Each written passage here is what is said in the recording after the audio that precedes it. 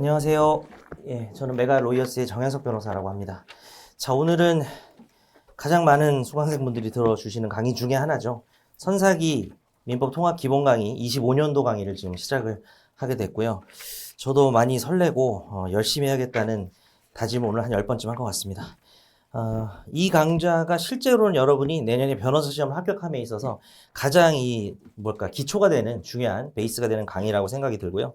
그래서 이제 강의에 좀 여러 가지로 집중을 했으면 좋겠고, 다만 이제 앞에 올해 제가 찍은 사전 OT 영상 2개와 작년 현장 OT가 이미 있을 거기 때문에, 어떤 식으로 이 강의를 들어야 되고, 또 복습을 해야 되는지 얘기가 아주 상세하게 나와 있습니다. 그래서 뭐 객관식 문제를 푸는 게 좋냐 이런 얘기부터 다 있어요. 그래서 그건 좀 내일 들어주시고, 그럼 오늘은 이제 어떻게 강의를 들어야 되는지 설명 안 하고 지금 바로 강의를 할 텐데, 그냥 한번 들어보세요. 그리고 느껴보시고, 그것도 되게 좋을 수 있어요. 뭐냐면, 강의를 들었는데, 이게 그런 식으로 들었어야 되는구나. 그래서 강의를 먼저 듣고, OT를 들었을 때 여러분이, 현장에 계신 분들 말씀입니다. 인강 같은 분은 어차피 그걸 들으면서 이제 또 생각하고 그냥 바로 이거 들으시는 분도 계시겠지만, 그래서 강의에 좀 집중을 하셔야 될 것 같고요. 뭐 안내만 좀 드리면 현장 분들을 위해서 작년처럼 매일 여기가 이제 이 앞 수업이 5시 반에 이제 더 늦게 끝나지는 않는다고 하더라고요. 그러니까 5시 40분 정도에 여러분 입장이 가능할 것 같고, 다시 40분에 입장하면 30분 정도 이렇게 CBT를 열어놓을 테니까, 여러분이 매일 그날 진도에 제가 로사정 문제를 그냥 선정해서 제가 새로 또 문제를 내봐야 그것도 봐야 되고 진모도 또 보셔야 되잖아요. 그래서 작년이랑 별로 차이 없습니다. 근데 로사정에 제가 배점을 다 적어 놓은 거고, 다만 좀 오래 나왔거나 너무 진부하다 싶으면은 문제를 좀 바꿔서 내기도 하는데, 그거는 이제 너무 그렇게 크게 생각하지 마시고, 여러분 이제 매일 쓰고 싶어 하시는 분들이 계셔가지고, 근데 5시 그때 오면은 밥 먹기도 그러고 좀 바트다 싶을 것 같아서 매일 오후 1시에 오픈을 할 거예요. CBT를 오픈할 거니까 현장에 와서 보고 싶은 분들은 그냥 식사를 일찍 드시고 5시 40분부터 30분간 보고 10분 정도 쉬고, 30분 좀 더 걸릴 수 있어요. 문제에 따라서 35분 이럴 수도 있는데 잠깐 쉬고 수업을 듣거나 아니면 뭐 그렇게 하시면 되겠다. 요거는 이제 작년에도 비슷한 OT에 있긴 하지만은 올해 또 현장에서 말씀드려야 될 것 같아서 그것만 말씀드리고 바로 강의 들어가겠습니다. 예, 뭐 변호사 시험 얘기고 뭐고 다 올해 뭐 어땠다 이거 다 그냥 이 내용에서 얘기해 드리면 되기 때문에, 그죠? 자, 그럼 오늘 바로 본진도를 들어가도록 하겠습니다. 자, 맨 앞 페이지 한번 보시면은 채권의 목적이 있긴 한데, 기왕 뭐 본론 시작하는 거 채무 불이행부터 하겠습니다. 오늘 채권의 목적도 다룰 예정이긴 한데요. 뭐 여차하면은 뭐 딴 거 제가 손해배상을 되게 길게 할 거라서 그 종합 문제를 오늘 좀 다룰 예정이에요. 참고로 오늘은 좀 거시적 관점의 종합적인 주제가 좀 있다 보니까 이제 다 잊어버렸거나 기본이 좀 부족하시면 어렵게 느껴질 수 있는데, 오히려 대단히 어려운 단원이라고 불리우는 채권자대나 채권지수는 집중해서 그 단원을 다룰 거기 때문에 오히려 뭐 오늘이 더 어렵게 느껴질 수도 있고, 그거는 여러분이 감안해 주시면 좋을 것 같습니다. 자, 우리 8판으로 말씀드리면 이제 8페이지 펴시면 될 것 같아요. 채무 불이행입니다. 자, 저는 이제 발문을 되게 많이 합니다. 한 교시에 질문을 많이 할 때는 20번 정도 합니다. 다 주워 담으셔야 됩니다. 모든 질문에 대해서 속으로 반응하셔야 됩니다. 여러분이 답을 속으로 하셔야 되고, 자기가 뭘 틀리는지에서 점검하셔야 됩니다. 우리 민법에서 손해배상이라는 효과를 가져오는 제도가 크게 여러 가지가 있는데, 위법해서 손해배상을 가져오는 제도는 채무불이행과 불법행위입니다.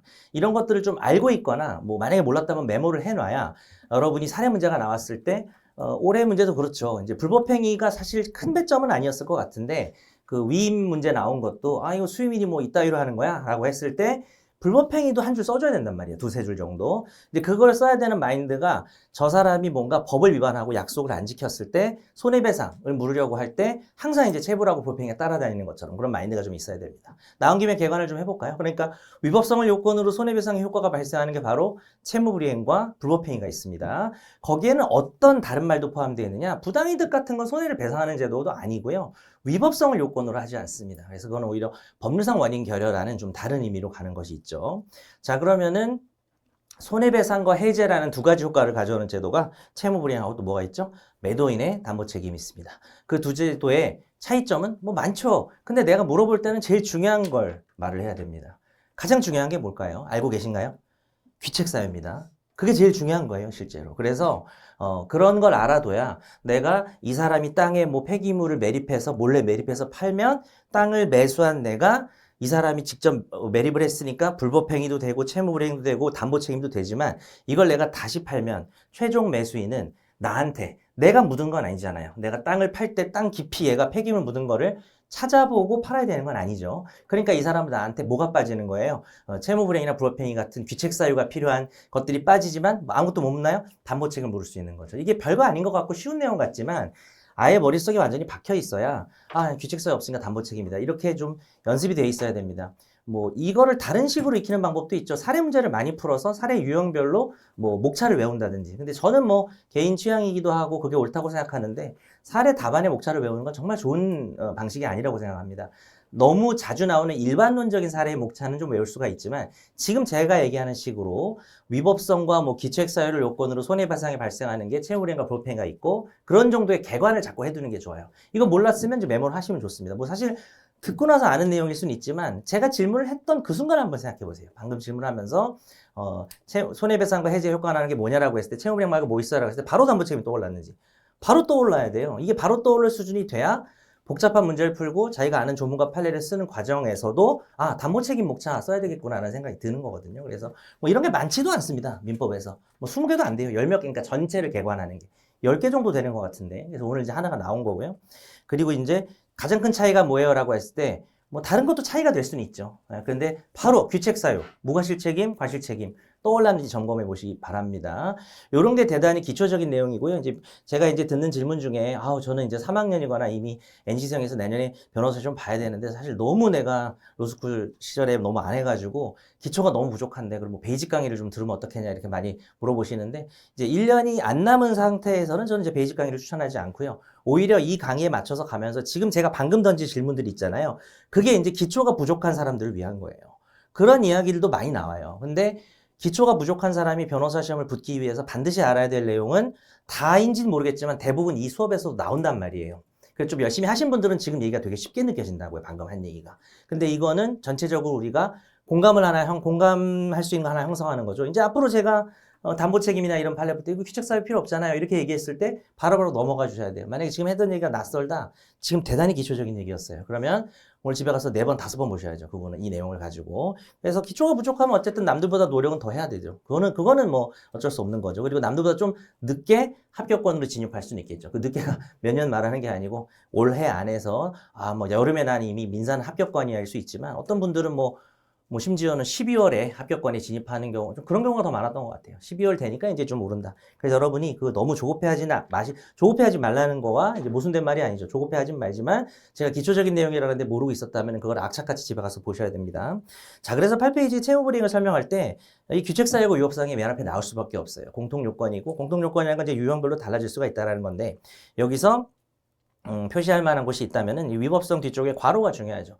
우리 민법의 A급 제도인 동의안과 유치권은 다 그 위법성을 조각시키는 사유죠. 그래서 위법성 조각 사유라고 하는데 뭐 민사답안지 그런 말 쓸 필요는 없고요. 머릿속에 가져가면 돼요. 그래서 동의안이나 유치권이 있을 때 위법성을 조각시키니까 채무불이행이나 뭐 불법행위를 성립하지 않게 할 수 있는 거죠. 그래서 유치권자의 점유는 불법 점유가 아니잖아요. 뭐 이런 것들 기초적인 내용입니다. 본인이 잘 알고 있으면 뭐 발표하거나 뭐 그럴 필요는 없을 것 같습니다. 자, 그 다음에 입증 책임은 뭐 너무나 중요한데요. 채무불이행에서는 채권자의 입증할 내용도 잘 봐주셔야 되겠죠. 채무가 제대로 이행 안 된 거, 요거는 입증해야 됩니다. 채무자는 규책 사유가 자기가 없다는 걸 증명해야 되고요. 뭐 이번에 기억은 글쎄요. 제가 뭐 위치를 어떻게 자꾸 얘기를 해야 될지 모르겠지만은 너무 기본적인 거라서 불법행위랑 채무불이행 별표는 합시다. 그래도 너무 중요한 거니까 불법행위랑 채무불이행 또 잘 아는 분들도 답안 쓰다 실수할 수 있기 때문에 불법행위는 이제 고의과실을 피해자가 입증해야 됩니다. 외우는 방법 한번 알려드릴까요?